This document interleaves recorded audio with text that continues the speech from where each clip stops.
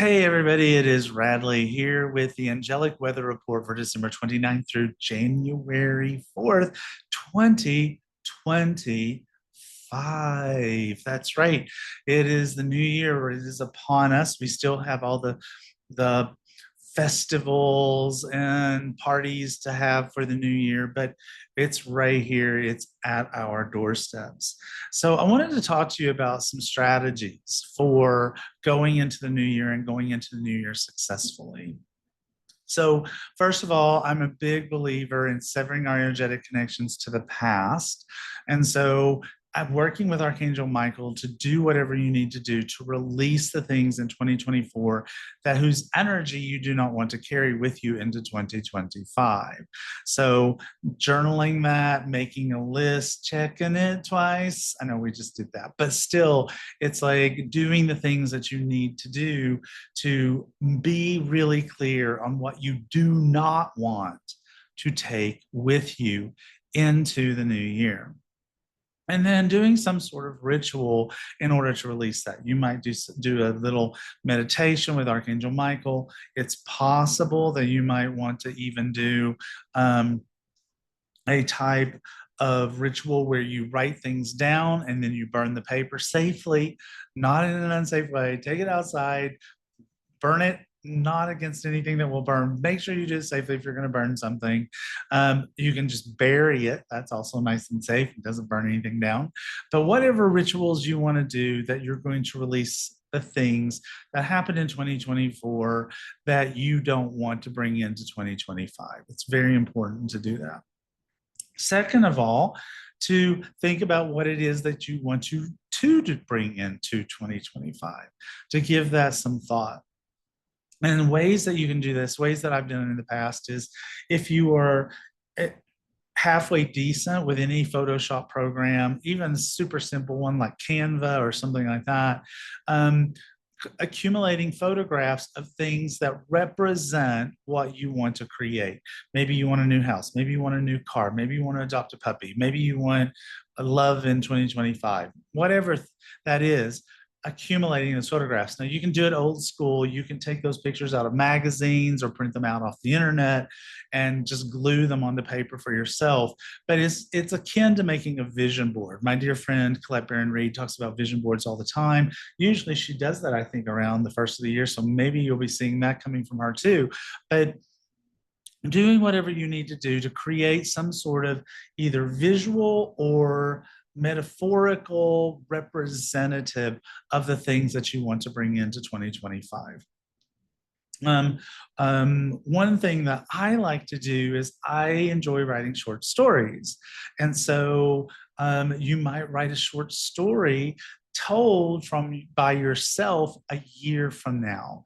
So just write this story and goes, wow, what a year 2025 was. I remember back in January when there were a lot of celebrations and all this wonderful stuff happened, but you write this little story for yourself. It's like pre-writing your dear diary of what 2025 is going to look like for yourself. So you take these things and you bless them and you put them someplace safe. You can burn them or do things like that to release the energy, because I do believe in trying to decide what you want to manifest and then releasing it so the universe can do its job, and it's not just us holding on to this particular way that this must happen. So you can do it whichever way feels right to you, because that will be the right way. But that's just another thing you can do, is write yourself a story, write yourself. And if you're just not a writer, just make a bullet list of all of the things that you want to happen in 2025. So what I'm going to do this week and next week in the Angelic Weather Report is give you a peek at 2025. This week, we're going to look at the first 6 months of 2025, having pulled cards from Angel Wisdom Tarot cards. And so what does January through June look like for 2025? So the first card we have is January, and it does actually happen to be all about celebrations. This is Three of Water. Traditionally, it's called Three of Cups. And the card says, news worth celebrating, joyful announcements like engagements, wedding, pregnancy, or graduation, a time for gratitude, close communities, or chosen families. So that makes a lot of sense. We just came off of a time where it's sort of traditional for us to spend time with people that we love, whether they're birth families or chosen families. But it's been a big celebration. 2024 was rough for a lot of people. My dogs are looking at me like, why are you barking, Dad? Rough. Um, so it was tough times for a lot of people. So it's normal for us to celebrate and go, new year, new me. Yeah, no, cliche, don't care. New year, new me. And all of this stuff goes away. So a lot of celebration in January. In February, we have the wheel. The wheel. This card is a card that talks about changes.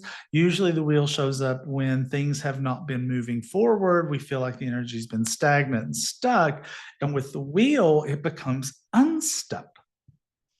So maybe that January celebrating was legit and really made a lot of sense. The wheel starts to move. In traditional tarot, that card is a lot about fate, that the wheel is the fickle hand of fate, wheel turns both ways, blah, blah, blah. And I suppose that's true. My experience is that this card is ruled by Jupiter. Jupiter is old man luck. It's very jovial. It's very much about the good things that happen in our life. So 90% of the time when I see the wheel, it's positive stuff. The card says, a fresh new start or the end of delays, sudden or unexpected progress, a very positive change in your life, travel, or a new vehicle. So if your vision board had a new car on it, February is your month. All right. For March, we have Wise Counselor. Wise Counselor in traditional tarot. This is the hero font. I changed the name, not because there's anything wrong with the word hero font, but because nobody knows what a hero font is. So Wise Counselor, all right? This card says, unity with a spiritually minded community, asking the divine for help and trusting the answers will come, comparing traditional methods with new ideas to see which is best for you. So if we just start looking at the first quarter of 2025, those first three cards, what do we got? Well, we've got new reasons to celebrate. We've got changes and things that start to happen. And we're thinking through how we want to do something and who we want to do it with. And so this is a card that I tend to call in tarot duality cards. It's a card that can mean this or that, black or white, 1 or 10, 0. I mean, so very like this way or that way. And so this card literally talks about trying to do things in a traditional way or trying to do things in a way that is way outside the lines, totally different, very new ideas. And how do you know which one to go with? You try them both. So if you've been doing things in a traditional way and that isn't working out so great for you, it's time to try things in a new way, to give things a whole new light. If you've been trying to do things in a whole new light and it's not working out for you, then maybe you need to try more traditional methods. So this makes a lot of sense. So when we get to April, we see our first of two cards in the first 6 months of 2025 that have some challenging energy in them. And that is Seven of Fire. Seven of Fire. Seven of Fire is a card that says, stand up for yourself and your beliefs, have confidence, challenge those in power, but also choose your battles wisely. So it might be that the ways in which you're thinking you want to do things is getting you some pushback from other people who don't agree with you. It could be that things have gone so well that people are trying to get a bite out of that apple that you have. And so maybe you're getting some jealousy from other people or having situations where you just simply have to stand up for yourself. So it's asking us to do that. Now that energy fades by the time we get to May, because in May we have Four of Fire. This is a related card to Seven of Fire, but Four of Fire is where, it's like, Blue skies shining on me, nothing but blue skies do I see. So it's like happy stuff. It's the happy, happy stuff that's happening in life. The card reads, so much to celebrate. Send gratitude to the divine and the angels for the peace and prosperity coming to you. Peace and contentment in your personal life. So whatever was going on in April, we blew past that. We got past it. It was fine. The other card that has some challenging energy in it for the first 6 months of 2025 is the ego card. Now, this is traditionally called death. No, the devil. There is no devil in, well, in my personal opinion, there's no devil, period. But in any regard, the devil is, I changed this card to ego because that's really what the devil card is about. It's of where we feel chained to materialistic things, chained to ideas, chained to beliefs, chained. That's why in this card, we have Archangel Michael using his sword of light to sever the chains on a beautiful lady who does not need to be chained up anymore. This card says, the illusion of being trapped, accepting responsibility for your situation, and then making choices that support your path to happiness, addictions, or unhealthy habits. So there's a lot to unpack in that card in June of 2025. It could be that you suddenly feel freed. Maybe all of this positive stuff that's happening, it culminates in a major new method or major new level of freedom that happens in your life. But it could also be that you are feeling chains and you need to break free. It can also be that you need Archangel Michael to help you to break this illusion that you're stuck and you can't move forward. So that's the first 6 months of 2025. Now, if you're needing any help with 2025, I've got a couple of ways to do that for you. So first of all, there might be a few readings, not free, but there might be a few readings left that you can get with me that are 45 minutes because I released a bunch of private readings. So you can check that out. That's radleighvalentine.com/sessions, but they're probably gone by now because I'm recording this several weeks in advance and they're almost gone now. So you can check it out and get on the waiting list if you want.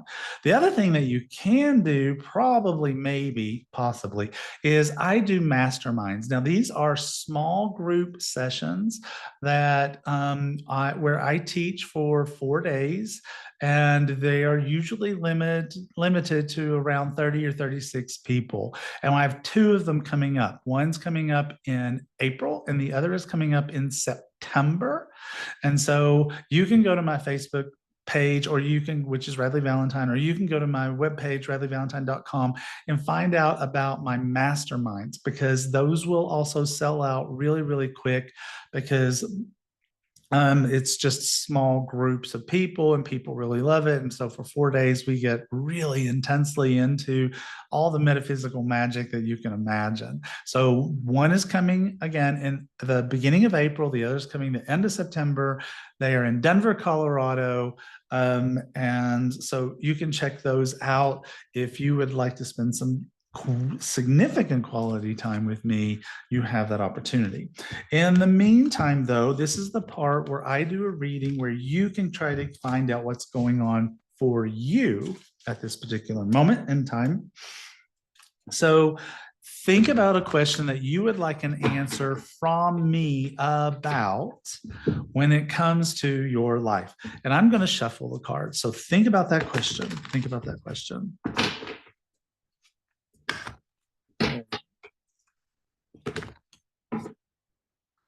Whatever that question is, just think about it. Keep it in your mind. And then I want you to think about, do you think the answer to your question is card number 1? Is it card number 2? Is it card number 3? Or is it card number 4? So all 4 of these cards, I can see them, and y'all are stressed out because all 4 of these cards have elements of stress and a need to just calm down. Okay. So let's look at that. So the first card, if you were drawn to card number one, is Nine of Air, which is Nine of Swords in traditional tarot. This is a card that talks about unfounded fear, expecting the worst, creating self-fulfilling prophecies, allowing worry to grow out of proportion to the situation, sleepless nights, refocus your thoughts. My God, people, geez. Geez, geez, geez. Card number two, Eight of Fire, Eight of Wands in traditional tarot. This is less anxiety laden, but it's still anxiety laden because this is a bunch of really great things happening all at once. But even that can be very stressful. So the card says too much going on, stress caused by many positive opportunities, unexpected events or rapid changes, the ability to multitask or business travel. The next card that we have is Seven of Fire. We saw this in the reading. It's almost always one card that shows back up. So once again, this is standing up for yourself and your belief, having confidence, challenging those in power, but also choosing your battles wisely. And finally, we have Four of Air, Four of Swords in traditional tarot. This is at least calmer because it at least indicates it's like maybe you know what to do. And that is insights that come from meditation, the need to rest or take a vacation, allowing yourself more time before making a decision, mental exhaustion, getting more sleep. So we started with card number one where you're not sleeping. The last one is maybe you're still not sleeping. So it's like, calm down, guys. I just gave you the first 6 months of 2025. It looks really good. You got a couple of challenges. You can handle them. It'll be all right. Next week, we will do the second 6 months of 2025. We will do July through December to get you the rest of the story. In the meantime, no matter where you are, no matter what your belief systems are, it's still the new year. And so I am wishing all of you a very, very, very happy, happy new year. Spend it with somebody you love. You know, it's like, and enjoy the fact that 2024 is over, 2025 is here, and we're going to make it awesome.